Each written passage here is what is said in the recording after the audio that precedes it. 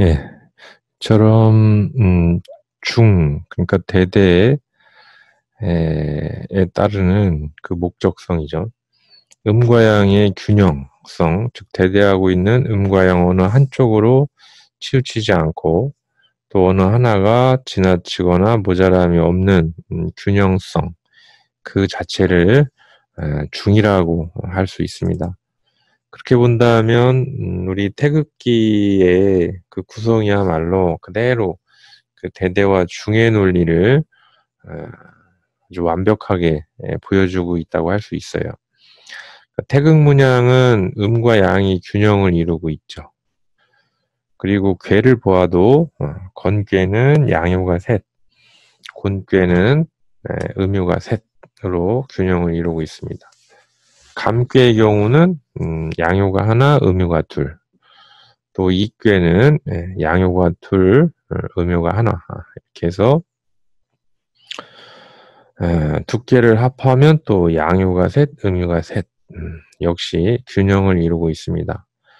그러니까 전체를 합해서 보면 합해서 보면 태극기의 전체 효를 합해서 보면 세 획인데 이제 4꾀가 있으니까 3, 4, 12효인데 그중에 양효가 6개죠. 건꾀 3개, 이꾀 2개, 감꾀 1.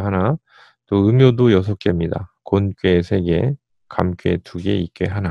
역시 균형을 이루고 있습니다. 이런 균형성이 바로 중이라고 할 수 있습니다.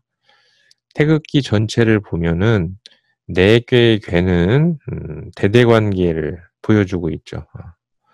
가운데의 태극은 중을 상징한다고 할 수 있습니다.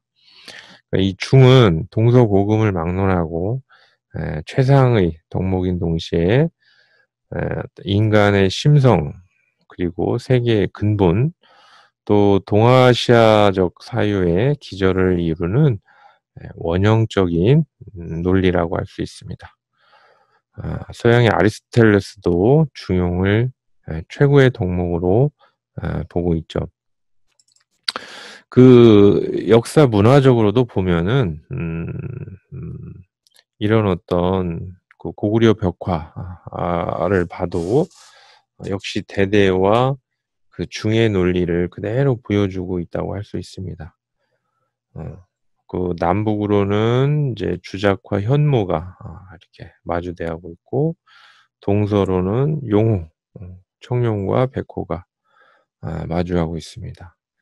그 가운데 이제 망자의 그 시신이 들어있는 것이죠. 뿐만 아닙니다. 우리 대표적인 우리 단군의 그 이야기를 한번 잘 생각을 해보면 이 또한 역시 그 음양대대와 그 중의 그런 논리 그리고 구조적으로 전체적으로 보면은 천진 삼재를 이야기를 한다고 볼 수 있습니다. 그 내용을 잠깐 보면 위서에서 이르길 단군 왕검이 있어 2,000명을 데리고 가서 아사달에 도읍하고 개국하니 그 이름이 조선이다. 같은 시기 고기에 따르면은 옛날에 환인의 서자 환웅이 있어 항상 천하의 뜻을 두고 인간 세상을 몹시 바랐다.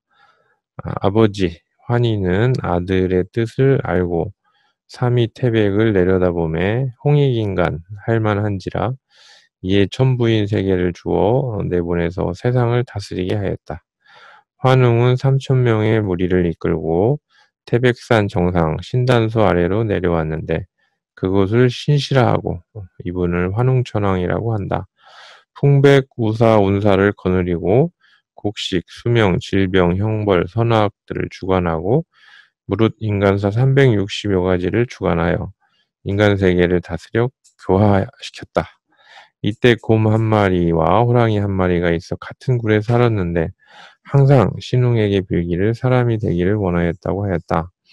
이에 환웅이 신령한 쑥 한 심지와 마늘 20개를 주면서 말하길 너희들이 그것을 먹고 100일 동안 해를 보지 않으면 다시 인간의 형상을 얻을 수 있을 것이다.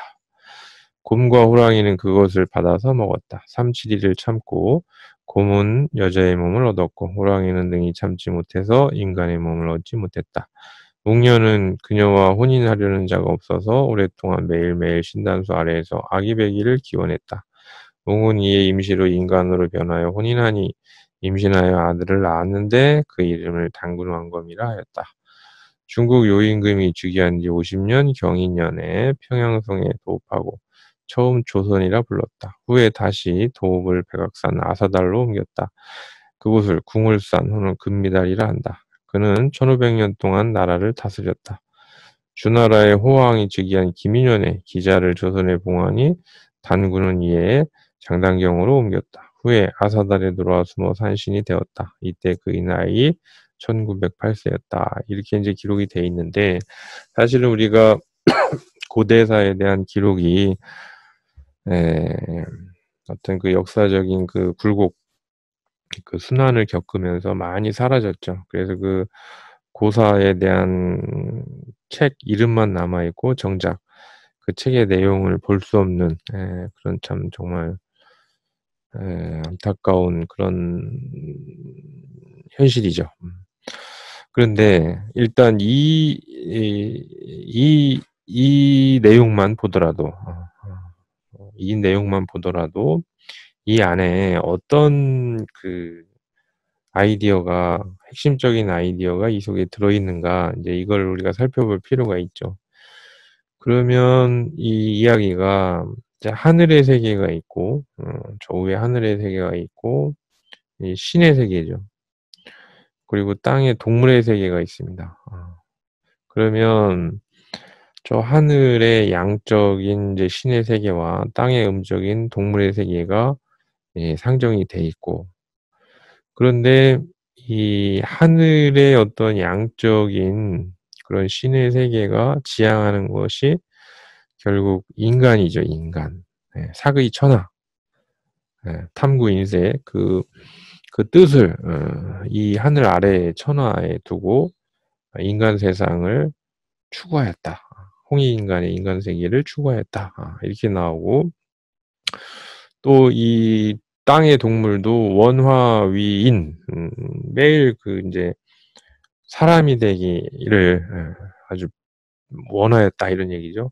그러니까 이 하늘과 땅이 다 그 사람으로 이렇게 그 뜻을 합의라는 이게 천지 삼재의 그런 어떤 그 구도 속에서 결국은 거기에서 그 사람이 일종의 인제 중이 되는 거죠.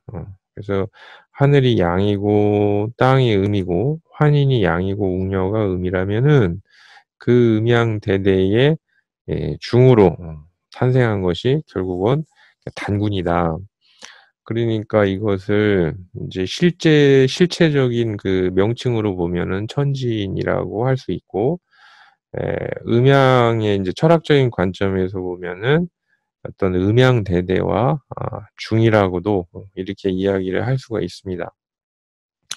어떻게 보든 이런 그 우리의 그 민족 역사의 그 조상이라고 하는 단군에 관한 그 이야기부터 벌써 어떤 음양대대 그리고 거기에서 인제 그 목적하는 중 이것을 다른 말로 인제 실체로 이야기를 하면은 하늘과 땅과 사람 결국은 음양대대와 천지인 삼재라는 그런 핵심적인 논리를 보여주고 있다고 할 수 있습니다. 근데 이런 거는 뭐 단군 이야기뿐만 아니고 인제 주몽신화에서도 우리가 볼 수가 있죠. 그래서 천재인 해모수 그리고 인제 하백의 딸 유화 이 양과 음이 만나서 고주몽인 어떤 중을 그렇게 내는 인제 그런 구조로 우리가 볼 수 있습니다. 그래서 여기에서 단군의 그 이야기를 다시 한번 우리가 한번 보면 그 환이라는 이제 개념이죠. 예. 이렇게 환이라는 건 환하다라는 한국어이기도 합니다. 예. 그래서 환웅이라는 것은 환한 수컷. 또 웅녀라는 거, 웅이라는 것은 이제 곰인데 검다, 어둡다는 뜻이 있습니다. 그래서 웅녀는 이제 어두운 이제 그런 음적인 그런 여인이라고 할 수 있죠, 계집. 그러니까 하늘에서 온 밝은 어떤 수컷과 땅에서 또 온 어두운 계집이 결합하여 결국 음양이 결합하여서 단군이라는 인간을 낳은 것이죠. 이것은 하늘과 땅의 결합체로서의 어떤 인간이라는 음양 대대적 구조 그리고 천지인 삼재사상으로 구성되어 있다고 할 수 있습니다. 그러니 인간이야말로 하늘과 땅의 요소를 모두 가지고 있는 그런 중의 위치에 있습니다. 그렇기 때문에 인간을 우주의 중으로 그렇게 또 해석을 할 수가 있는 그런 것이죠. 주몽도 천재인 아버지와 물의 신인 딸인 어머니의 결합체입니다. 그러니까 주몽은 양과 음의 결합체로서의 중인 것이죠. 이 신화들에는 한국 문화, 어떤 사상의 원형이 담겨져 있습니다. 이 한국 문화 또 한국 사상의 원형이 결국은 고대 동북아시아의 문화. 이것은 이제 음양의 균형성과 조화라는 또 이 유학적인 이상 이게 또 이제 더해지고 또 조선의 지도 이념이었던 성리학의 이제 태극론 이제 이런 것들이 면면이 쌓여져 가지고 이것들이 융합돼서 이루어진 것이 에 태극기라고 할 수가 있는 것이죠. 그러니까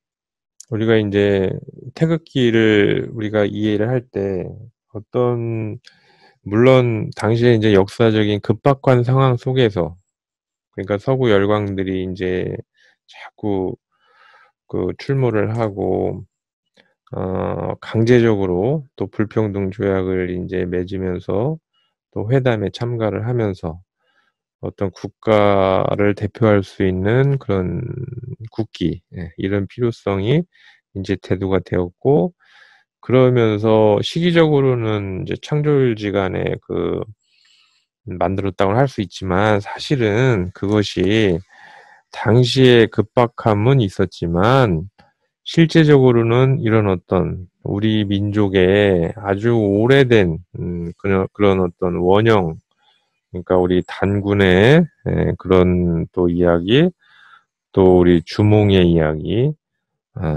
그리고 그런 아까 우리가 살펴보았던 그 도설에서 살펴보았던 그런 인제 성리학의 어떤 태극론 이런 것들이 있었기 때문에 그런 결과로 나타난 것이 태극기다.